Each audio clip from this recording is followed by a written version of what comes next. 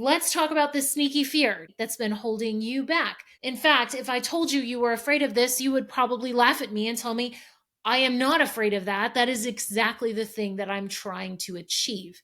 What is the fear? The fear of success. First of all, if you're new around here, my name is Shannon Valenzuela. I'm a screenwriter, an author, and a writing coach, and my mission is to help writers develop their craft and their confidence to be able to share their stories with the world. So let's talk first about what is this fear of success. Our primitive brain was designed with one thing in mind, and that is to keep us safe, to keep us alive. And anything that feels like it's out of the ordinary or outside the status quo, anything that's unknown, is perceived as a potential threat. It's far preferable for us to stay in what is known and what is familiar, even if what is known and familiar really isn't that great, than to venture out into the unknown, even if the unknown could be amazing. So there's certain things that we kind of need in order to move past this particular fear. We definitely need some courage. We need some perseverance, but we also need to notice the ways in which this particular fear can show up in our creative work so that we can support ourselves through it. Notice I didn't say get rid of it, because we're never going to get rid of these things, right? Fear of failure, fear of success, fear of judgment. These fears are going to be part of our lives as long as we continue to chase after goals that push us outside of our comfort zone. They are just going to continue to crop up. It doesn't matter what level of success you achieve. It doesn't matter how often you don't fail. You are still going to be afraid of these things. So the question isn't, how do I get rid of my fear? But rather, how do I support myself through it? Fear of success can lead directly to us sabotaging ourselves in really unfortunate and unpleasant ways. Perhaps the best example that I could think of off the top of my head is the legendary story of Harper Lee, who was the author of To Kill a Mockingbird. The story goes that she purportedly was so overwhelmed by the success and the accolades that came along with the astounding success of her book, which was her first novel, by the way, that she essentially completely retreated and pulled back. She never wrote anything else. And in fact, it's reported that she even told a journalist when the film came out that she wanted to just disappear. This is what the fear of success can end up leading us to. It's the fear of never being able to replicate what we've done in the past. It's the fear that we're never going to be good enough. It's the fear of what happens when the spotlight shines on you. So we're going to talk a little bit about all of these different aspects that we can see in Harper Lee's story as kind of an exemplar of what this can look like in a creative career, but also to turn that mirror around and make sure we're looking at ourselves as well. Where are some of these things cropping up for us? What if the answer is yes? What will that mean for everything else that's in my life? First category, relationships and family. What would a yes mean for my family dynamics, for instance? My relationship with my spouse or my partner or my kids, my friends, my coworkers. What if this yes means I need to leave my current job? What if it means I need to step back from other projects? What if you needed to move? What if you could move? What would it mean if you had to travel more? How would that shift the burden of responsibilities in your household? Sometimes success can be hugely clarifying about certain kinds of friendships and certain kinds of family relationships. There are certain kinds of friendships that are based more on what are we going to get out of this friendship rather than a true friendship, which doesn't depend on whether you're a success right now or whether your next project is a flop. They're not going to be like, oh, see you later. They're going to stay around. Is that something that you're actually concerned about or afraid of, that it is going to change the character of your relationships, or that you're going to have to set boundaries around certain kinds of relationships so that these things are clarified? I'm not saying these are negative things at all by any means, but they are change. They are change. And sometimes these things can feel like, I don't know how I would handle that. Therefore, it's scary. So, the purpose of unpacking some of these things that are connected to this is so that we can start to say, I'm sure I can find a solution to that. Let me think about what that solution might be. Another set of fears that can perhaps come up if we're talking about the fear of success is finances. This tends again to bring up old wounds around money. Is there a fear that maybe if money were to come your way, you wouldn't handle it well? Or it's going to run out. What if I achieve this success and it's not enough? Right? So, in that sense, this fear of success gets tangled up with, in a sense, almost like a fear of scarcity. I'm not saying that we should be unrealistic. I'm not saying, we should do financial projections that aren't based on what's real. But I am saying that we should recognize if there are fears that are coming up when we're seeing the numbers, right? Are we letting fear drive the conversation? What about the fear of attention? A lot of creatives self identify as profoundly introverted, right? What if the success is such that there is a spotlight of some kind, of some size, perhaps?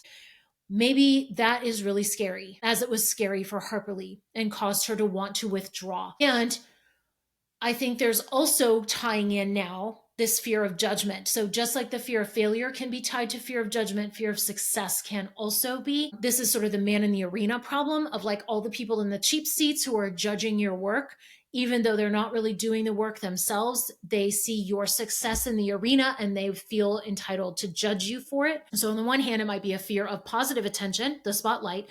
On the other hand, a fear of higher visibility equals higher risk of judgment. What if you write something amazing and you're afraid you're never going to be able to perform at that level ever again? This is again the Harper Lee problem, that she had so much success that she ended up not feeling like she could write a second book, because what if it isn't as good as the first one? There's also a fear there of not just letting yourself down, but letting other people down. What if you write something amazing and the next thing isn't as good and you let people down because they expect that kind of excellence from you on repeat? So let's talk a little bit about how these kinds of fears end up showing up in your creative career. One of the ways that this can show up is self-sabotage. Self-sabotage is basically you're making progress along a path and it looks like everything is going really well, but then you pull back at the last minute, or you end up doing something that falls back into an old pattern. You end up undercutting your own progress. One of the huge ways that I personally notice that this shows up for me is self-criticism. This might look like, as you're trying to write the next project, things going through your head, negative commentary or self-criticism, especially those things that are connected to that comparison to your own past performance, can be a huge issue with the self-criticism, especially if you have done something where there were accolades attached to that, or you did end up doing something really well and people praised you for it. That can kind of flip on, right? That fear of, what if I can't do it again? What if I screw this up? Another way that this can show up is setting the bar for yourself way too low. Not going after the kinds of opportunities that you actually are qualified for, because you disqualify yourself based on some kind of, criteria that nobody's actually judging you on.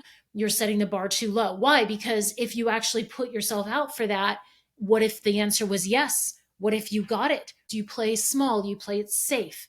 Because it guarantees that you're staying in that zone of comfort. The other side to that coin, of course, setting the bar too low, is setting the bar impossibly high. And this shows up as perfectionism.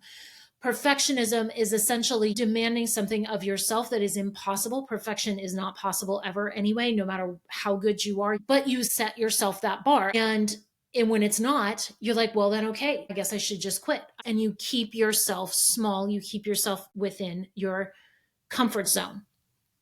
It's really, really sad when I see this show up with people. This kind of dynamic of perfectionism, setting the bar way too high. You essentially set yourself up for failure because you're never going to be able to hit that bar. And so you end up settling for setting the bar too low.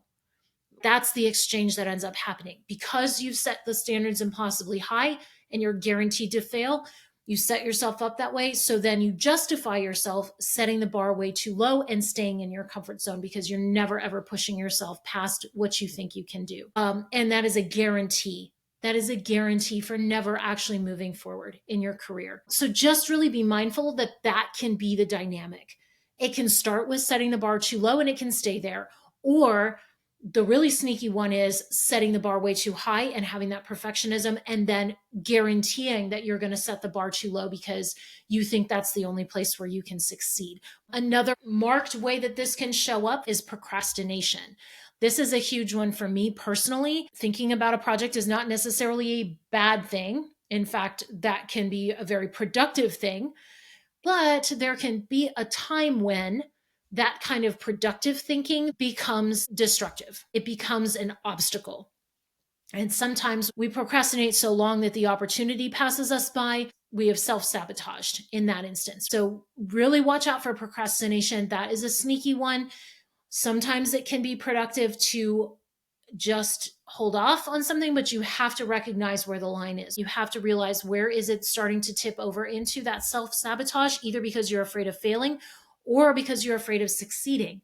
Okay, so now that we've kind of set the landscape and you know that all of these different things are connected and how they might be showing up for you in your creative work, let's talk some solutions. I don't want to leave you feeling like, well, this is great. Now I have no way of dealing with this, right? There's nothing I can do about it, because there absolutely is. The key is not so much thinking that you are going to just turn off the switch on fear entirely, because that's just not going to happen realistically. It's rather more about developing the skills and the resources that are going to support you through that fear, because it's going to come back. Every time you level up, those fears are going to come back. So let's talk about what are some strategies that you can use that can help you if you're needing support through a fear like this. My first recommendation is having some constructive conversations. Can you talk to your partner, talk to your spouse, talk to your kids, anybody who might be also experiencing your success along with you, and talk to them about what this might look like, what you might need. If this does work out, what would that look like? Be honest with them. What are you afraid of? What are you concerned about? Another good place to have a constructive conversation is either with a writing coach, a career coach, or with your agent or manager, depending on your particular situation. Can you talk to them about your career path? What the next steps look like for you? Ask them, hey, you put me out for this project. What would happen if they said yes? What are the next steps? Because that helps to move this, frame of that's really unknown and it's really scary, to these are the next steps, and I have decisions that I'm going to need to make, but I have support around me for those decisions. Another tool is journaling and exploring, or brainstorming, meditating, whatever you want to call that. It starts with an awareness. It starts with noticing where these fears might be showing up, and I've given you all kinds of places to look for these fears to be showing up. And it's not about judging yourself about that. It's just about observing the fact that it's happening and starting to notice what other thoughts are kind of coming along with that. So if you notice, for example, wow, I'm really procrastinating today. Why is that? What thoughts are coming into my head as I start to think about that particular project that I am not working on because I need to be working on it and I put it off yet again? What is coming up for me around that project that I need to work through?